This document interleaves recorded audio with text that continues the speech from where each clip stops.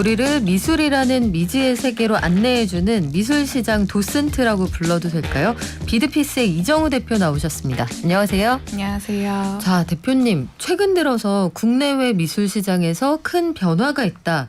과거에는 주목받지 못했던 작가나 작품들이 새롭게 떠오르고 있다라고 하는데 요거 궁금하네요. 최근에 미술시장 입문한 분들 많거든요.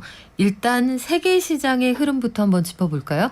네, 세계 미술시장 규모가 최근에 완전히 회복세에 접어들었습니다. 그동안의 미술시장 규모를 조금 살펴보면요. 코로나 전후로 좀 차이가 있는데요. 2019년도 코로나 발생 전에 83조 원이었고요. 그리고 2020년도에 65조 원으로 감소를 했었습니다. 그런데 2021년도에 84조로 다시 올라오면서 회복세에 접어들었다라는 이야기가 많이 나오고 있어요. 그런데 이제 규모 자체는 전보다 혹은 전만큼 회복이 잘 되었지만 사실은 시장을 구성하고 있는 다양한 요소들을 하나하나 조금 뜯어보면 이전과는 현저히 다른 단서들이 좀 포착이 되고 있습니다. 이 어떤 것들이 있냐면요. 이전에는 그동안의 원로 작가라든지 혹은 타계한 작가들의 작품이 주로 고가에 거래가 되어 왔었는데 이제는 신인 작가의 작품이 매번 판매가 신기록을 세우고 있고요. 그리고 이 미술품을 구매한다라고 했을 때 예전에는 눈으로 보고 사야지라는 인식이 조금 많았었는데 최근에는 온라인으로 구매하는 비중이 눈에 띄게 커졌습니다. 그리고 그동안의 미술 시장에서 주로 잘 팔리던 작가들이 백인 그리고 남성 작가들이었는데요. 이번 베니스 비엔날레에서 최고상인 황금 사자상에 흑인 여성이 선정이 됐습니다.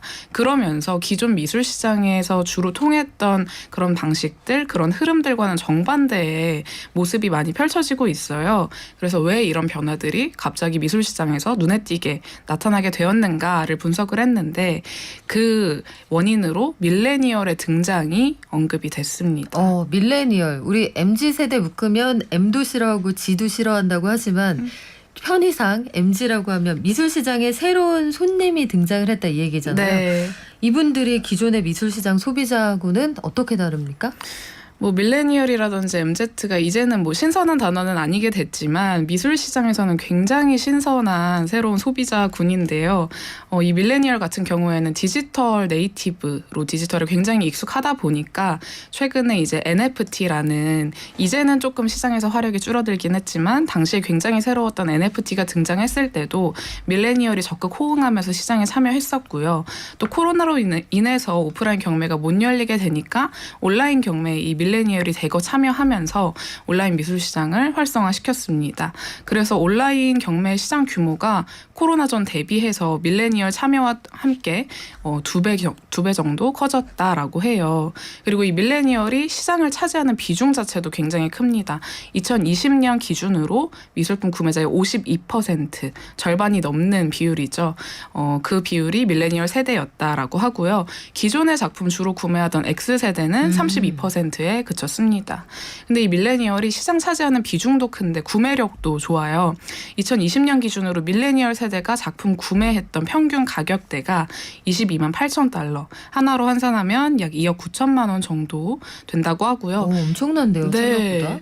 이들 중에서 또 상위 30%는 100만 달러, 12억 9천만 원 이상을 미술품 구매에 지출했다라고 합니다. 그리고 점점점 시간이 지나면서 그 구매력이 더 강화되는 걸로 파악이 되고 있고요.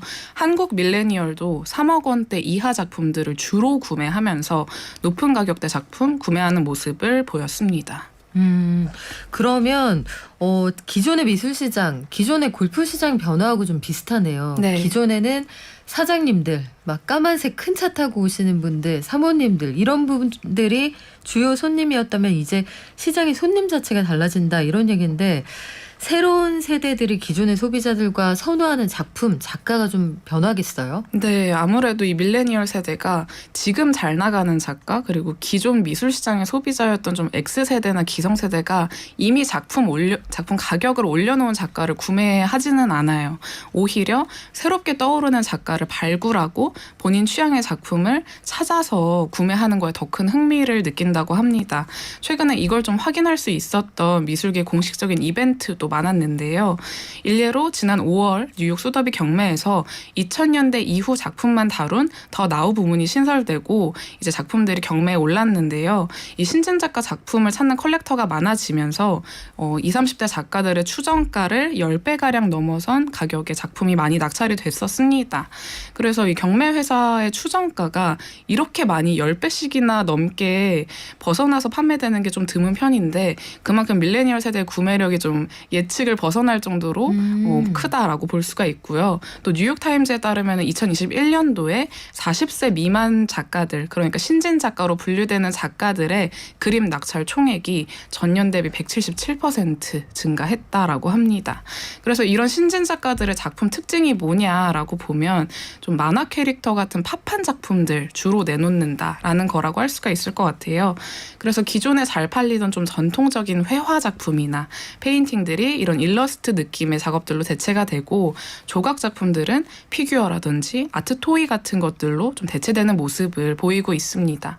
그래서 미술 시장이 그동안에는 조금 공급 주도형 시장이었다라고 하면 이제는 밀레니얼이 원하는 작품들을 본인들이 내놓으면서 수요 주도형 시장으로 조금 바뀌고 있다라고 볼 수도 있을 것 같아요. 그런 게 확실히 좀 느껴지기는 해요. 그 갤러리에서 전시하거나 이럴 때 보면 굉장히 그 팝하다고 할까요? 네. 그런 것들 예쁜 거. 그래서 바로 산업 디자인으로 이어질 수도 있는 그런 작품들이 참 많다는 느낌이 드는데 방금 소개를 해주셨던 여러 가지 흐름 속에서 베니스 비엔날레 굉장히 중요한 미술계 행사잖아요. 여기에서도 여러 가지 변화가 느껴진다고요? 네, 올해 이제 베니스 비엔날레 저희 경제발전소에서 다루기도 했었는데 이 금메달격의 최고상인 황금사자상의 수상자가 밝혀졌습니다.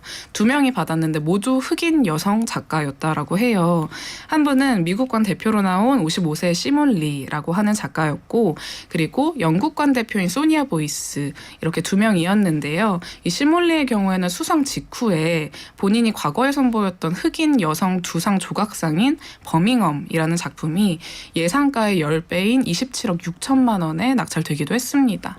그리고 이번 수상 결과로 인해서 사실 흑인 여성 작가가 2명이나 수상을 했다 보니까 시장에서도 흑인 여성 작가 작품을 엄청나게 쏟아내기 시작했어요. 그래서 최근에 소더비 온라인 경매에서는 아예 흑인 작가 작품들만 따로 모아서 경매를 진행하기도 했습니다. 이런 이벤트가 소더비 역사상 그리고 미술시장 역사상에서는 처음 있는 일이에요.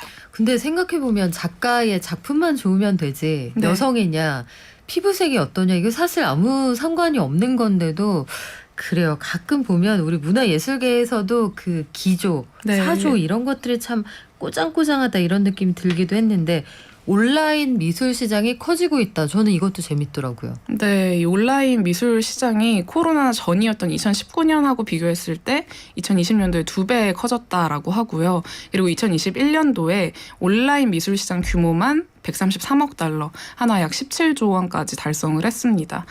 근데 우리나라 미술 시장이 이제 1조를 바라보고 있거든요. 그러니까 굉장히 큰 규모인 거죠. 이렇게 좀 온라인 미술 시장이 커지게 된 데는 밀레니얼 영향도 있기는 한데 이제 코로나 시대를 맞이하면서 세계적인 경매 회사 그리고 갤러리들의 시스템을 많이 완비했던 덕도 있어요. 그래서 세계 3대 경매 회사라고 불리는 소더비, 크리스티 그리고 필립스가 이 흐름을 좀 이끌었는데요. 이 온라인 뷰잉룸을 좀 재편하면서 실제로 내 눈으로 보는 것처럼 좋은 퀄리티의 사진을 찍어서 가상 전시관의 작품을 디스플레이합니다.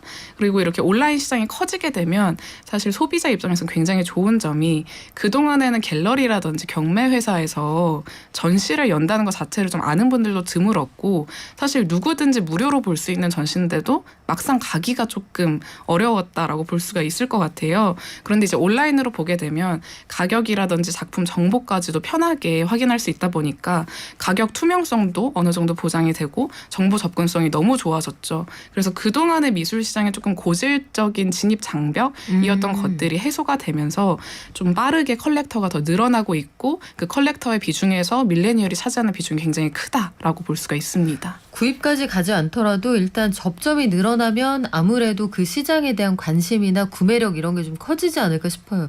사실 저만 해도 이런 데 갈 때는 드레스 입어야 되는 거 아니야? 네. 되게 더운데 정장 입어야 되는 거 아니야? 이런 느낌이 드는데 그런 거 없이 집에서도 자세히 감상을 할 수가 있다. 우리나라 미술 시장에는 그래서 피부에 와닿는 변화들이 있나요?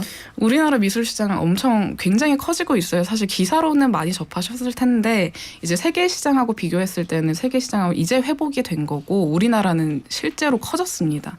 그동안에 5천억 원에서 7천억 원 정도 국내 미술 시장 규모가 이제 좀 측정이 됐었는데 점점 커져서 올해는 1조 혹은 1조 2천억까지 바라보고 있고요. 다른 나라랑 비교했을 때도 순위 자체가 많이 올라왔어요. 2019년 기준으로 우리나라 미술 시장의 규모 순위가 15위였었는데요. 2021년도에 6위까지 성큼 올라섰습니다. 그리고 미술시장 규모를 좀 객관적으로 볼 수 있는 게 경매회사 매출인데 우리나라 양대 경매사인 서울옥션 그리고 K옥션의 1분기 매출이 전년 대비 42.5% 상승했다라고 하고요. 또 아트페어들의 매출도 굉장히 커지고 있습니다. 일례로 최근에 진행됐던 아트 부산의 경우에는 21년도에 350억 매출이었는데 올해는 750억 매출까지 올렸었다라고 해요. 시장 상황도 어렵고 경기도 어렵다고 하지만 확실히 이 소비 패턴 자체가 좀 달라지는 것 같아요. 이게 쓰고 남은 돈으로 투자하거나 미술에 관심을 갖던 시대가 지나가고 네. 내가 의미 있다고 생각되는 곳에 먼저 소비를 하는 게 MZ세대라고 하면 모든 산업에서 마케팅에 순서가 좀 달라져야겠다 이런 생각도 드는데 자, 우리 마지막으로 짧게 아트페어가 개최될 예정인데 기대와 우려가 동시에 나온다 이런 얘기는 왜 있습니까? 세계 3대 아트페어인 프리즈가 이제 한국에서 진행될 예정인데요. 정말 큰 규모의 대형 행사가 처음으로 한국을 거점으로 정해서 들어온다는 점에서 기대감이 굉장히 큰데 동시에 이제 프리즈라는 아트페어로 사람들이 쏠리게 되면서 다른 아트페어들의 매출이 감소하면서 좀 시장이 변동이 생길 염려가 있습니다. 그래요. 앞으로의 상황 같이 지켜볼게요. 지금까지 비드피스의 이정우 대표였고요.